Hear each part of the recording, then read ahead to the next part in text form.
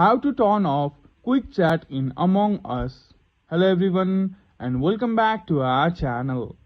To turn off quick chats in Among Us, follow these steps. First, ensure the Among Us app is installed on your device. Open the app once it's installed. Next, you will see three options: host, public and private. Click on host and then select create game. You'll be taken to settings menu where you can adjust various options like filters, map, number of imposters and game type. Look under the maximum player section for the chat type option. Click on it and choose free chat instead of quick chat. After making this change, click confirm to save your settings. Now you can start the game and invite friends or set your room to public to add more players.